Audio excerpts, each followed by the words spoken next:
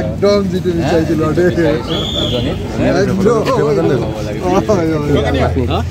একদম মানে বাছি গলো দেই আচৰিত কি ক'ব দুইজনকে সুধিছো কি ক'ব এতিয়া বিশেষকৈ এক্সিট পোল উলুটা হৈ গৈছে আমি আশা কৰিছিলো যেনে ধৰণে ৰাইজে বিজেপিক প্ৰত্যাখ্যান কৰিবই লাগে কাৰণ বিজেপিয়ে ৰাইজৰ মতৰ বিৰুদ্ধে কাম কৰি আছে নিজৰ স্বাৰ্থ পুৰাবলৈ বিচাৰি আছিল আৰু আজিৰ ফলাফলে আমাক যি ইংগিত দিছে সেই ইংগিততে আমি আগবাঢ়ি আছো উজনিত ৰাইজে কংগ্ৰেছক আকোৱালি লৈছে আৰু বিৰোধী পক্ষক আকোৱালি লৈছে বিজেপিৰ বিৰুদ্ধে আমাৰ যি অসমীয়া মানুহৰ মনোভাৱ এই মনোভাৱ বিজেপিৰ পক্ষত নাই এই কথা আজি প্ৰমাণ হ'ব অখিল ডাঙৰীয়া কি ক'ব মই প্ৰথমতে দেৱপত দাক আমাৰ আটাইতকৈ চিনিয়ৰ MLA আৰু আটাইতকৈ চিনিয়ৰ আমাৰ গোটেই যোৰহাট লোকসভা সমষ্টিৰ চিনিয়ৰ মানে আমাৰ পলিটিচিয়ান ৰাজনীতিক দেৱপত দাক প্ৰথমতে অভিনন্দন জনাইছোঁ আমি সকলো দেৱপত দাৰ সমষ্টিটো আগবাঢ়ি আছে আমাৰ শিৱসাগৰ সমষ্টিটো আগবাঢ়ি আছে আমাৰ তিতাবৰ সমষ্টিটো আগবাঢ়ি আছে আমি তিনিজন MLA আছিলোঁ আমাৰ তিনিজনৰ ঠাইতে আগবাঢ়ি আছে আৰু আমি খুব ভাল ভোটতে জিকিম যেন অনুমান হৈছে আৰু যিবিলাক এক্সিট পোল ওলাইছিলে সেই এক্সিট পোলবিলাক ভুল বুলি প্ৰমাণিত হৈছে আৰু বিশেষভাৱে অসমৰ খিলঞ্জীয়া ৰাইজে অসমৰ শিক্ষিত ৰাইজে অসমৰ ইয়ং জেনেৰেশ্যনে আমাক সাংঘাতিক ধৰণে আকোৱালি লৈছে বিৰোধী ঐক্য মঞ্চক আৰু বিজেপিয়ে যি ধৰণৰ অপপ্ৰচাৰ চলাই আছিলে সেইটোৰ বিৰুদ্ধে মানুহে ভোট দিছে সৰ্বভাৰততো আপুনি এটা ডাঙৰ ৰেকৰ্ডটো হ'ল যে নৰেন্দ্ৰ মোদী যাক লৈ তেওঁলোকে গোটেই ঢৌটো তুলি থাকে নৰেন্দ্ৰ মোদী যেতিয়া দুটা ৰাউণ্ডলৈকে যেতিয়া আপোনাৰ পিছুৱাইছে সেইটোৱে প্ৰমাণ কৰিছে যে এবাৰ নৰেন্দ্ৰ মোদীৰ ঢৌ নহয় নৰেন্দ্ৰ মোদীৰ বিৰোধী ঢৌ এবাৰ দেশত আছে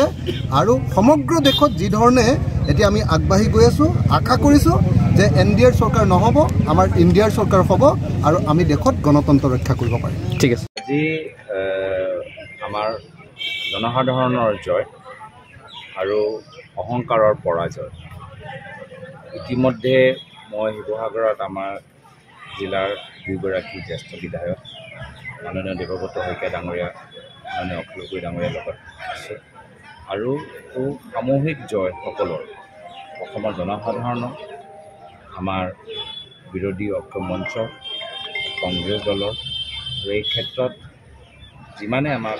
সহায় কৰিছে মই চবকে ধন্যবাদ কৃতজ্ঞতা জ্ঞাপন কৰিছোঁ আৰু ভাৰতবৰ্ষৰ ভিতৰতো যদি আপোনালোকে দেখা পায় এই বাৰ্তা আজি সমগ্ৰ ভাৰতবৰ্ষৰ ৰাইজে দিছে অহংকাৰৰ পৰাজয় লোকতন্ত্ৰৰ জয় আৰু ইতিমধ্যে আমাৰ গোটেই আমাৰ ৰিজাল্ট স্পষ্ট হোৱা নাই গধূলিলৈকে ইণ্ডিয়া এলায়েন্সৰ চৰকাৰো হোৱা সম্ভাৱনা আছে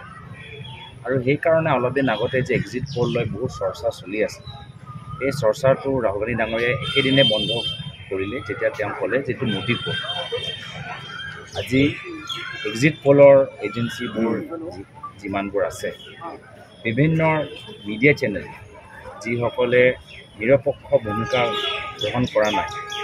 তেওঁলোককো পুনৰবাৰ আত্মবিশ্লেষণ কৰা সময়টো আহিল মোৰ ফালৰ পৰা মই ইমানেই ক'বলৈ বিচাৰোঁ যে প্ৰায় ডেৰ মাহ প্ৰায় দুই মাহ পৰা